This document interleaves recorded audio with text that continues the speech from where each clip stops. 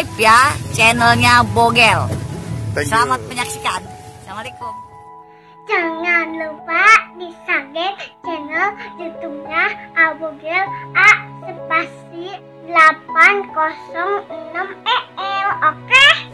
Assalamualaikum warahmatullahi wabarakatuh. Ketemu lagi dengan gua Bogel. Nah, kali ini gua akan adain konten dedikasi. Ini spesial banget untuk orang-orang yang berdedikasi di bidangnya. Dan kali ini gua kebenaran banget ketemu sama ini Bapak Komandan Distrik Militer atau Dandim 0603 Lebak, Letkol Infantri Nur Wahyudi SE MI Pol. Lolos gua, Bang. Ternyata gua bisa nyebutin namanya. Oke, guys. Kali ini buat teman-teman yang baru ketemu sama channel YouTube gua, jangan lupa di-subscribe, like, komen, dan share. Oke, buat teman-teman, gimana serunya gua kali ini? Kita akan lihat seperti apa keseruan ngobrol tentang pengabdian seseorang militer. Oke, Bang. Apa kabar? Baik. Sehat, Bang. Alhamdulillah sehat. Ini beda kalau ngomong sama tentara kayak begini, Bro. Wah, Gua agak grogi sebenarnya, Bro. Aduh, jangan, aduh, kita bukan ini OPM nih. Orang pasir modern. OPM ya. Gimana, Bang? Sehat, Bang? Alhamdulillah sehat. Mana? Bogel sehat? Alhamdulillah. Oleh dari bodinya. Jangan bawa Sehat, fisik, luar Bang. biasa. Jangan bawa fisik. Gua paling sensitif kalau ngomongin fisik, Bang. Gimana, Bang? Sekarang Ya. Abang berapa tahun sini?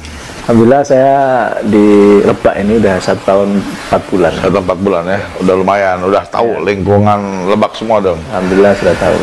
Oke, guys, buat teman-teman semua yang ada di Kabupaten Lebak ataupun di Provinsi Banten, bahkan di Indonesia, kali ini gue akan mengupas tentang seorang pemimpin minimal leading sektor di bidangnya. Karena buat gue tuh unik ketika posisi seorang Dandim ini jabatan yang anak muda sebenarnya, usianya Abang berapa sekarang? 38? Oh, 42 saya. Jangan bercanda, Bang. Loh, benar Pak Dua. Abang jangan ajak berantem, Bang. Memang kelihatan muda mukanya. Dari 38 sampai 42 itu seorang Dandim Ya.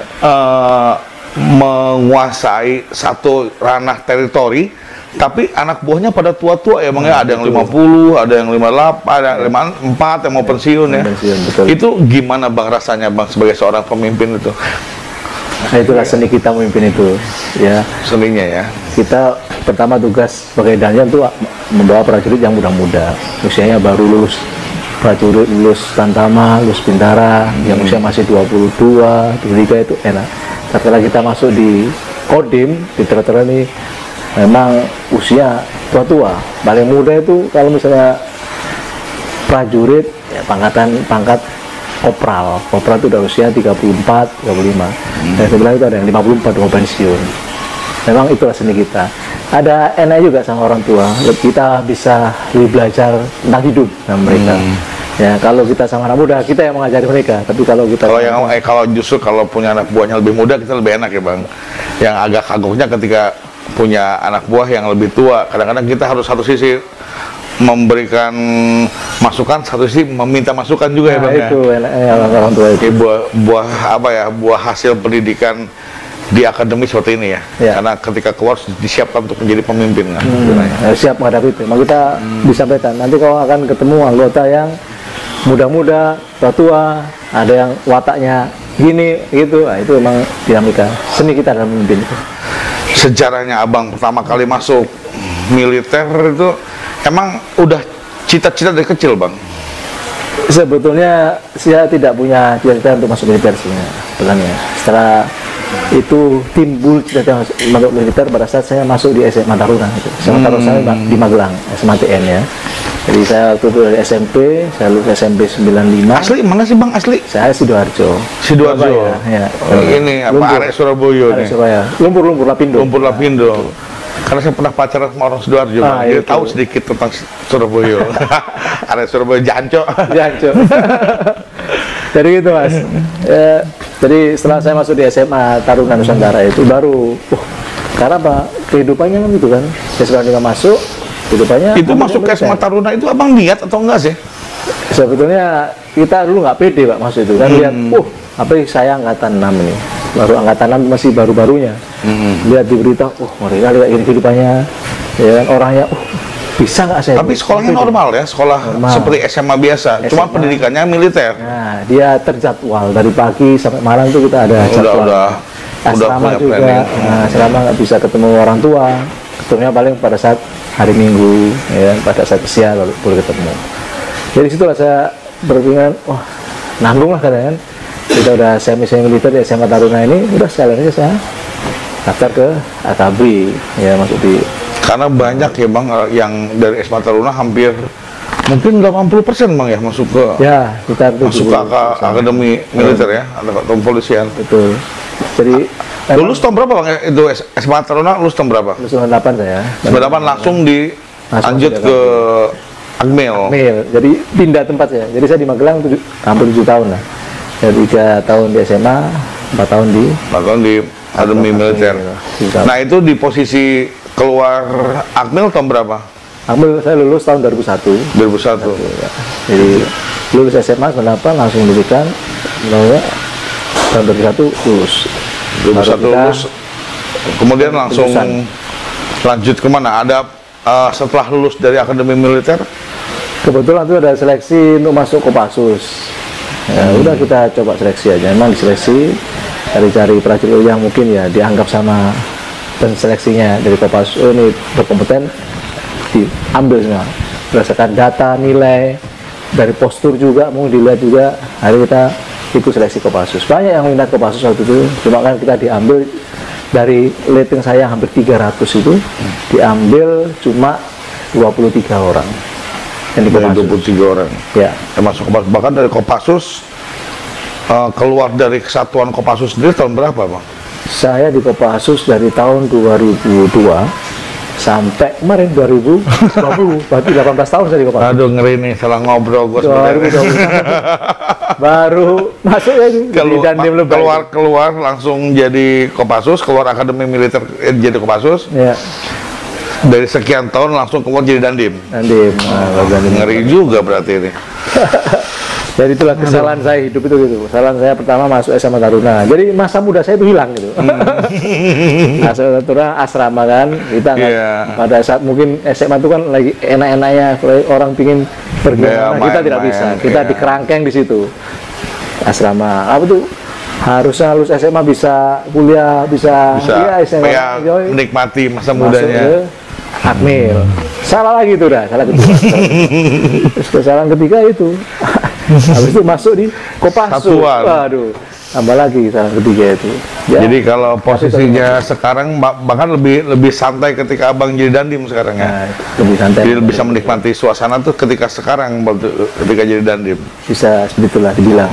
Ya. Nah, ini sebenarnya sendiri ketika Abang jadi masuk ke dunia militer sendiri, teman-teman di kampung gimana Bang responnya? Apa emang lost contact dengan teman-teman atau emang jarang banget ketemu atau gimana? Tetap kita komunikasi, apalagi sekarang udah canggih itu ada medsos. Mungkin teman SMP, teman SMA ya udah ada komunikasi. Memang waktu belum ada medsos itu, waktu kita kembali pun mereka respect. Pada saat cuti saya kembali ke rumah pada datang semua. Saya saling temu kangen istilahnya orang itu kan, main komunikasi, hampir juga komunikasi sama teman-teman itu mantan SMP. Kalau SMA udah jelas, kalau SMA kan kita SMA ini kan seluruh Indonesia, satu Nusantara. korup ya. Nusantara itu. Dia kan pilihan ya kalau buat mungkin ya kalau Taruna, SMA Taruna Magelang kan. Dia kalau SMA-nya udah nggak begitu aneh gitu. Betul, udah kumpul selama 3 tahun kumpul bareng. Habis itu masuk akademi banyak juga gitu. Masih komunikasi itu ketat. Yang SMP itu yang kita masih komunikasi. Sampai sekarang ada grup tuh, alhamdulillah. Gimana perasaannya Bang ketika Abang pertama kali masuk ke Akademi Militer dan keluar, orang tua gimana Bang? Oh itu sungguh ya sangat sesuai orang tua. Orang tua bangga banget di kampung saya itu, terutama di daerah saya itu baru saya. Sidoarjo di mana sih Bang? Sidoarjo Jawa Timur. Oh saya di Kecamatan Tulangan ya. Tulangan. Saya pernah di Waru dulu sih. Waru itu kan Kecamatan Waru agak dekat ini. Kalau Tulangan agak ke selatan dekat. Berarti satu kampung itu berabang doang tuh masuk akademi. Iya. Waru itu mah ya. Abang orang tua bangga banget ya, tapi abang yang bingung nggak bangga banget. Itu dia. Karena nggak pernah keluar dengan dunia anak mudanya, Ci. Ya, itu. Dikerangkeng terus nih. Jadi militerin. Saya berpikir positif aja mesti. Oh, dengan ini akhirnya mungkin ya. Pengabdian itu penting banget. Betul. Pengabdian.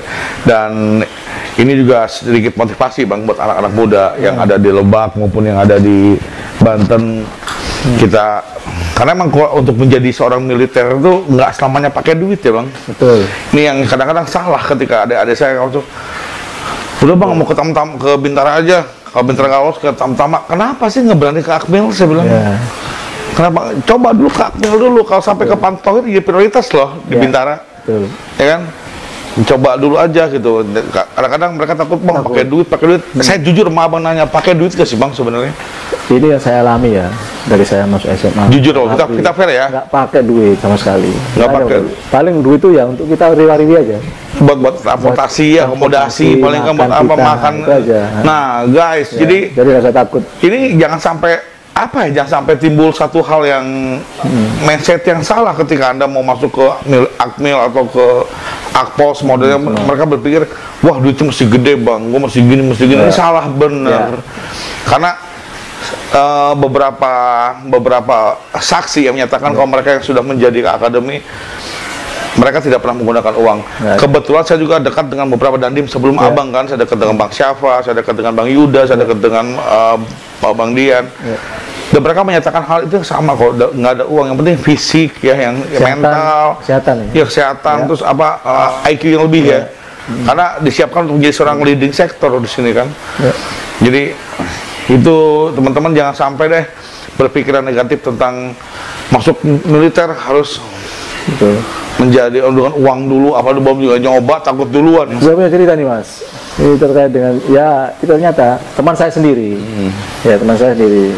Nanti saya masuk AKABRI itu dia malah dia nggak lulus Tantama, nggak lulus Bintara, ya kan? Terus nggak lulus Tantama Angkatan Laut. Dia frustasi, malah dengan keputusan dia daftar ke AKABRI malah masuk sekarang. Malah lolos dia. Malah lolos, makanya jangan usah takut, daftar aja. Coba dulu AKABRI. Ya, bilang sama Mas Bogel tadi, kalau AKABRI nggak lulus kan dia prioritas ke Bintara, ya kan? Kalau dia nggak lulus, Pantuhir nggak lulus, dia bisa ke prioritas di Bintara. Nah, pasti masuk itu kan gitu. Jadi upayakan udah daftar aja, rekan-rekan yang di Lebak ini, adik-adik semua, udah coba aja daftar ke AKABRI itu. Udah. Yang penting harus tahu, ya, yang penting siap aja, ya siap. Nanti kalau kita kodim siap membantu, maksudnya membantu dalam penyiapan halaman fisik gitu kan, kita siapkan ada anti pembinaan fisik gitu. Ya. Saya anak tentara juga, tapi tidak ada satupun keluarga yang melanjutkan. Tapi kalau ponakan yang di Brimob, yang di kepolisian, yang TNI ada.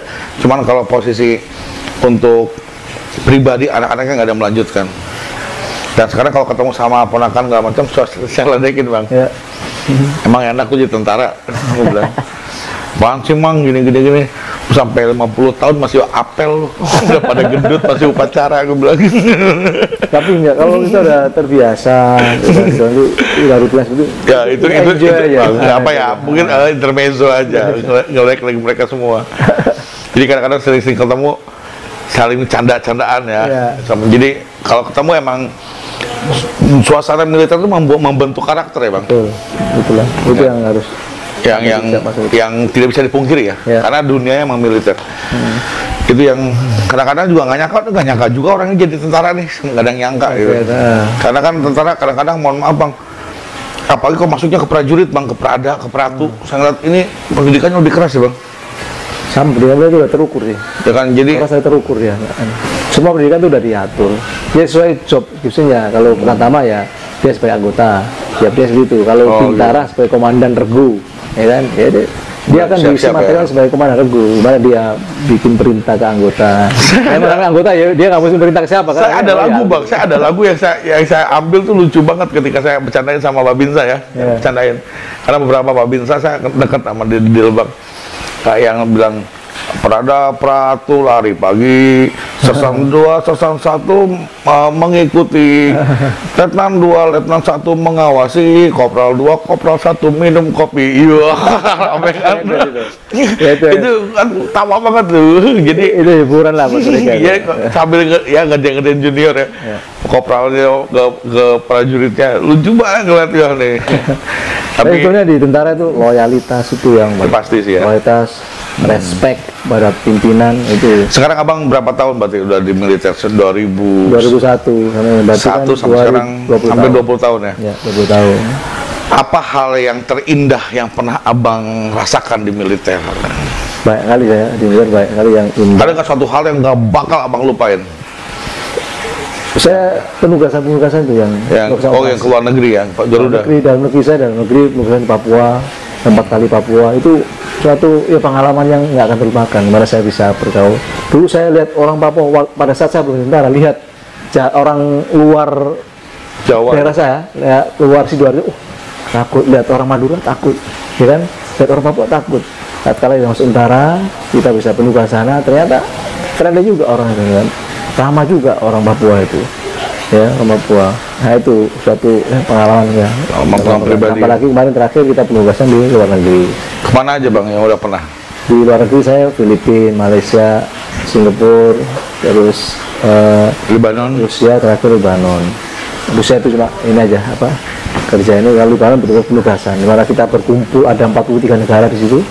Dan sama lagi kita berkomunikasi, bersosialisasi dengan mereka. Itu indahnya itu dengan apa, dengan orang Lebanon asli ya, Lebanon itu ya mereka respect sama kita tuh ya, karena mungkin keramahan kita itu yang kesebut banget ya Indonesia ya, pesan ya. Lebanon paling ini. Abang pernah dapat penghargaan nggak yang abang dapatkan saat ini berapa? Kalau bencana apa saat yang bencana banyak, saya ada sekitar 1, 2, 3, 13.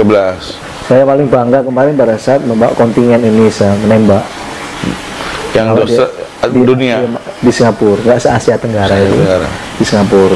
Nah itu yang suatu bangga saya dipercaya untuk menjadi komandan kontingen Indonesia waktu itu yang suatu ya dibilang banggaan sendiri ya.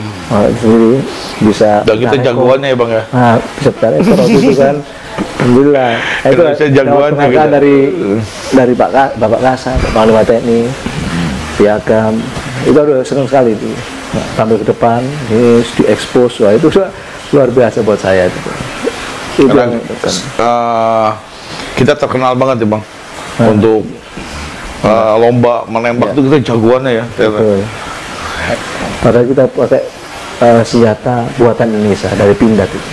Makanya orang itu pada lihat pada saat kita mau tampil itu pada ngintai itu pasukan-pasukan lawan itu apa senjatanya, lihat senjata kita ada satu senjata lokal nih. Iya. Di 1, 2, 3 itu dia melihat kok bisa menang dia. Tapi cara buatan Pindad pertama cara bagus, tambah lagi skill prajurit ini yang luar biasa. Yang keren itu bukan masalah weapon ya, bukan masalah senjatanya, tapi prajurit, man behind the weapon yang jago ya. Orang di balik senjatanya yang jago. Karena pendidikan ya bang.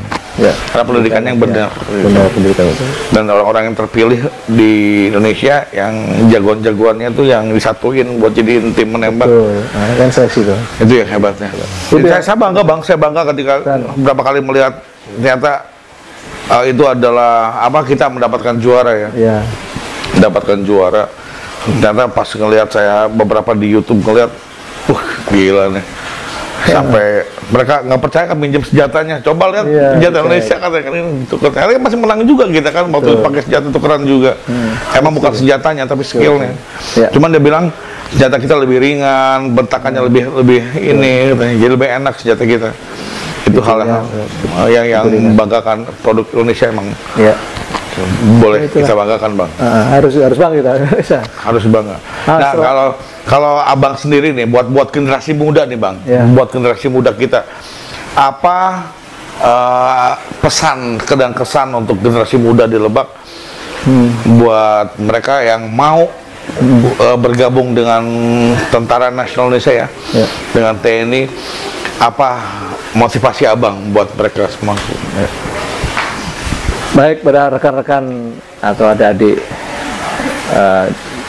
remaja di Lebak ini, ya saya berpesan marilah kita bisa berkarya ke depan. Kita tidak berkarya harus di TNI atau dimanapun kita bisa berkarya. Kalau bisa masuk TNI, yang sampaikan tadi bahwa TNI itu tidak memungut biaya apapun sampai dengan untuk masuk seleksi, itu tidak ada pemungutan sampai dengan menjadi prajurit TNI. Itu dicamkan betul. Apabila ada oknum baik TNI atau orang sipil yang mengatasnamakan TNI untuk menjadi calo minta uang untuk masuk TNI, segera laporkan ke Kodim. Nah itu kita lanjutin, terdekat ya, terdekat, atau siapapun itu mau dikorami Kodim, laporkan biar kita diproses hukum sesuai dengan hukum yang berlaku. Jadi nggak usah khawatir ya, dengan mau masuk itu dari kalangan apapun ya, dari masyarakat bawah mau masyarakat ini, mari bergabung sama TNI. Sekarang ada program baru dari Bapak Kasat ya, berkait dengan perekrutan personil TNI dari pondok pesantren. Nah itu silakan dari para santri ponpes, mari mendaftar. Kodim siap terbuka untuk rekan-rekan. Yang saya dengar Bang, kalau santri itu katanya yang spesial, yang hafiz Quran ya, bisa langsung lolos, kata benar Bang? Betul. Jadi ada spesialisasi ya? Betul. Jadi emang dulu ada program dari TNI, seterusnya TNI AD itu ada prajurit yang prestasi. Dari diambil dari yang prestasi, misalnya prestasi di olahraga, dimanapun itu akan direkrut langsung. Nah ini juga yang dari santri sekarang ini, yang hafiz Quran itu langsung direkrut sama ini. Tetap seleksi kesehatan, fisik tetap, kesehatan, apalagi kesehatan paling utama. Jadi TNI itu paling utama kesehatan. Itu paling itu ya Bang, vital ya? Ya vital, karena kalau dia sakit masuk, kalau kan nggak bisa juga, harus sehat sama baru yang lain dulu. Karena kalau posisinya jantungan juga nggak bagus. Nah Bang, itu, biarpun dia hafiz Quran tapi ada riwayat jantung, ya mungkin ada. Psikologi juga harus Bang. Psikologi ya. Kalau masuk tentara, kalau baci kan nggak lucu Bang. Tembak. Itu lucu lagi bayar. Tembak kan nggak lucu Bang. Itu psikologi harus Bang. Ya, harus itu. Nah, itu udah harus dari awal itu. Kamu kok daftar langsung coret dari Kodim itu kan. Iya. Bukan lagi yang daftar Bang di hukum, yang seleksinya dipanggil semua. Siapa yang seleksi ini kan? Oh, dandenya Bang. Kacau nih kita. Tapi buat Abang sendiri selama di Lebak, gimana kesan Lebak menurut Abang? Saya dan Yon di grup 1 Kopassus Serang. Serang kan tahu, di Bandung tahu, Serang, Pandeglang, Lebak, Cilegon yang kita tahu kan. Saya sudah injek semua pada saat dan Yon itu 2016 sampai 2018 saya dan Yon. Saya injek Cilegon, Serang, paling jauh Pandeglang, paling jauh. Belum pernah ke Lebak? Lebak itu males jauh. Pelanggaran itu makanya itu kan. Pada saat itu ngapain ke Lebak jauh, males kan, karena di timurnya Pandeglang kan. Nggak mau saya. Nggak tahu habis dananya malah Lebak. Akhirnya suruh nginjak lama. Jadi kesan saya, ternyata Lebak beda.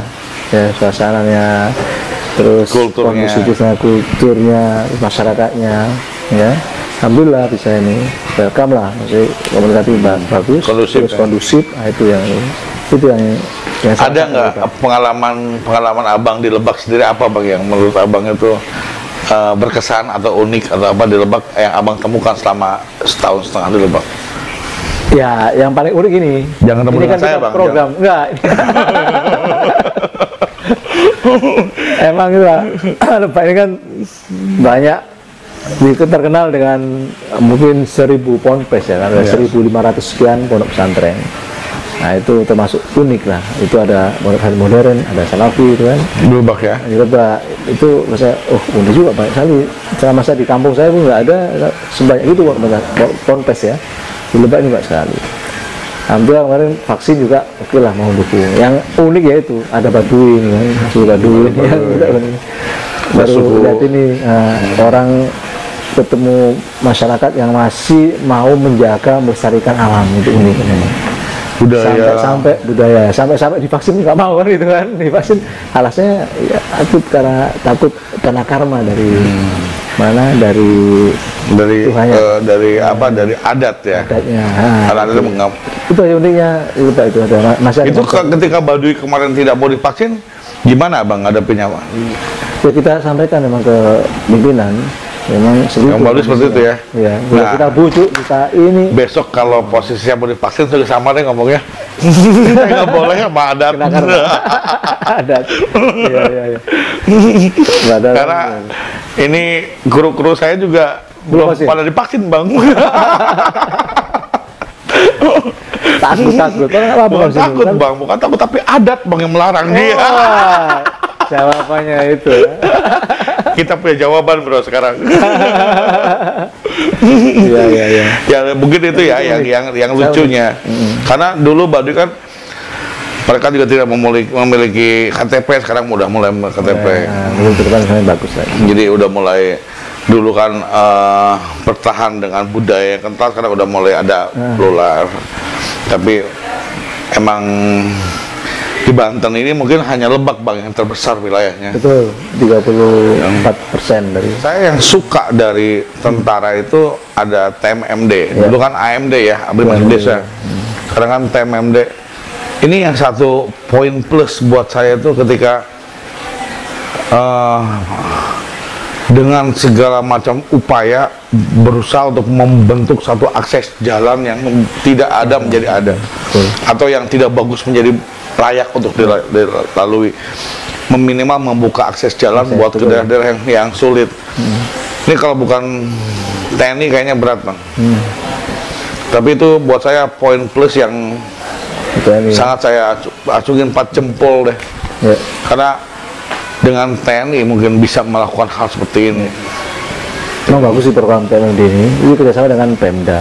Jadi kita pada saat TMMD ini memang yang nyari kita harus buka jalan untuk akses masyarakat itu. Nggak ada jalan jadi ada jalan. Nah itu kita dengan Pemda. Itu terlaksana tiap setahun sekali tuh mas. Tiap setahun sekali kita laporan ke rutin ya. Rutin, kita laporan ke Suat, ke Mabes TNI. Nanti TMMD bikin bang. Ya. Dari Kodim ke rumah saya bang. Jalannya biar ini. Nah ini satu hal yang pengen gue tanya nih bang nih. Gimana bang dengan banjir yang ada di depan Kodim itu? Ini sayangnya jadi publik harus tahu. Ya. Saya besar di Sukarayat. Saya asli orang Sukarayat. Rumah saya dengan Kodim itu seperti dari depan rumah ke dapur. Yang saya dekat banget, dan saya rumah itu di tahun 54 udah di situ bang. Iya. Jadi karena bokap kebetulan pensiun di Kodim. Dulu kalau masuk ke Kodim itu jam 4 jam 5 tuh serem bang. Maghrib tuh lari semua masyarakat. Udah takut, itu pohonnya gede-gede bang. Ada 8 pohon gede-gede yang nggak kepegang oleh 8 orang. Gede banget pohonnya. Jadi asal nempel-nempel. Udah rindang, serem banget. Ketika posisinya saat ini yang ada juga bang yang bikin serem. Kalau hujan gede banjir bro, jadi nggak boleh lewat. Lebih serem itu. Itu serem juga bang. Karena kalau lewat parah, woi lewat banjir deh.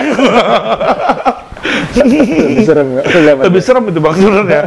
Nah ini apa ya udah diupayakan oleh pihak Kodim sendiri. Karena saya melihat saat ini, mohon maaf nih pemerintah Kabupaten Lebak atau bikin apa anekdot ya.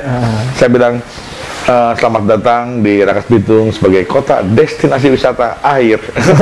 Karena hampir semuanya banjir sekarang bang. Apakah emang resapan air yang sudah tidak ada, ataukah emang gorong-gorong yang mengecil, kita nggak paham. Tapi kalau menurut abang sendiri sebagai Muspida ya, sebagai seorang pemimpin daerah juga, apa yang udah pernah abang lakukan atau abang rekom kepada pemerintah sendiri terkait dengan banjir kita sendiri nih bang? Memang terkait banjir yang permasalahan di Lebak dan banjir, udah kita rapatkan ke Forkopimda juga, sampaikan permasalahan apa. Banyak kan memang gorong-gorong mengecil. Ya mengecil. Terus curah hujan lebih tinggi, nah itu yang bikin banjir. Itu banyak nggak lama kan, setelah ini pasti surut. Memang kalau di depan Kodim ini saya tanya ke sebenarnya memang pelanggaran karena lebih rendah, terus gorong-gorong yang arah ke kereta api itu kecil.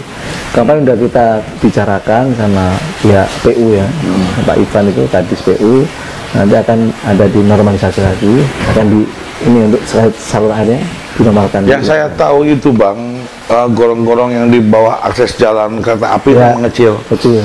Karena kalau abang bilang sudah terbiasa banjir, saya dari kecil bang. Saya dari kecil tuh nggak pernah banjir kok, Dim. Iya.